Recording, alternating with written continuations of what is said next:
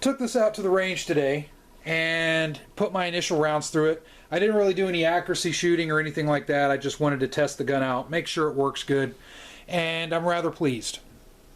The ammunition I used was the 158 grain lead round nose MagTech rounds, so kind of a low, cheap brand of ammunition. And I used Hornady Critical Defense, the 38 Special Plus P 110 grain FTX rounds. I fired 15 of the Hornady Critical Defense and then 50 of the lead round nose. Out of all those rounds fired, out of the 65 rounds fired today, only one time did the firing pin fail to detonate the primer, and that was on one of the MagTech rounds. So, not exactly sure whether to blame it on the gun or the ammunition. I know MagTech is kind of a cheaper brand of ammunition, so you can't really expect a whole lot from those guys.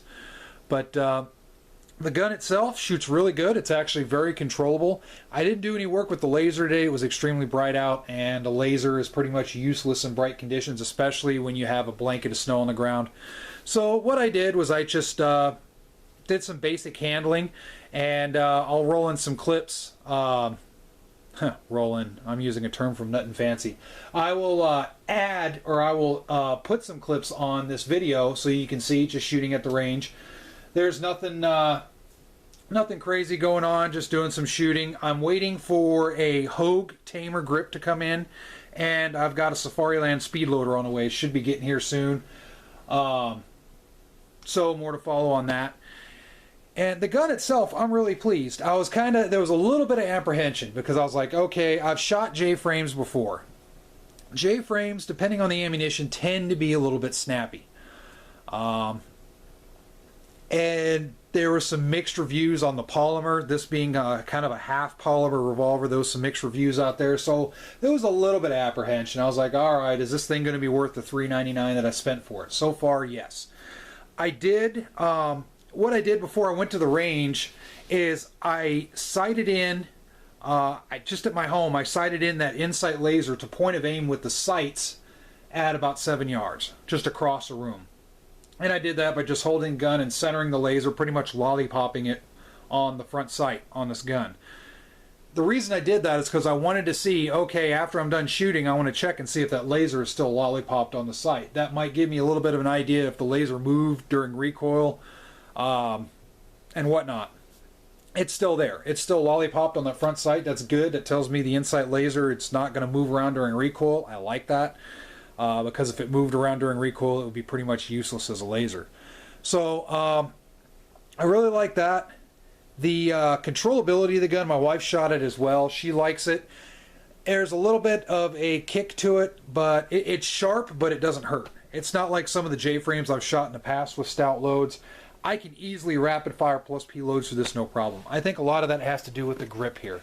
This grip is really nice, and I do like how it feels for being such a small grip. I have pretty decent sized hands. My hands are kind of like cartoon hands. I got a big palm here and just stubby fingers, but I can still get all three on this gun just like so, you can see, and the recoil control is pretty easy. So with that said, I'll be showing some more footage here of just shooting. I don't want to ramble on too long. I really do like the gun, and I'm going to have it as long as it keeps working well. I might throw the Hogue Tamers on there just to have a little bit better of a grip than it has now for me. I may put an excess front sight on this thing because I think it would really benefit from having a better than just having this blade. Throw a good front sight with maybe a night sight in there too. I think it'll really benefit this gun. But once I get that done, I'm going to look at some ammunition and try and get the best self-defense ammunition paired for it, and then I'm going to have it in my carry conceal rotation. I'll throw it in there. I think this will be a good summertime carry gun. There's a lot of holsters out there. Now, with that said, if you guys know anybody that makes Kydex holsters that has something for this, let me know. I really like Kydex holsters, and I'm looking around. I really don't see much for it. But if you guys know anybody who is either willing to sell a Kydex holster or make a Kydex holster for this, make a custom one, and I'll purchase it off you or whatever, or throw it on the channel here. let me know, because I think it would be a neat fit for this gun. Just a nice little inside the waistband Kydex. All right, thanks a lot for watching, and as always, keep it safe, and God bless.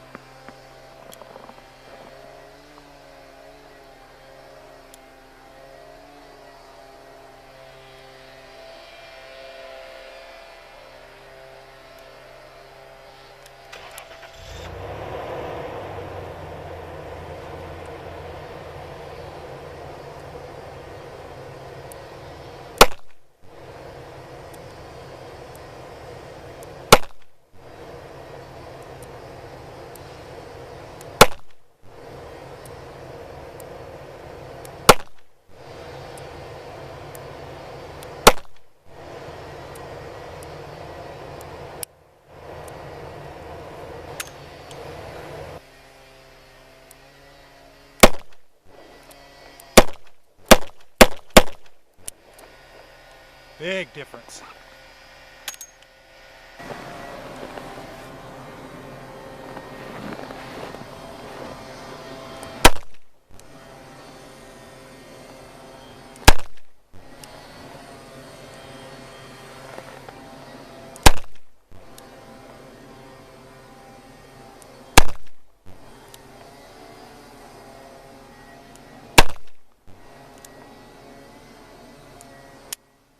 No flinch. Good job.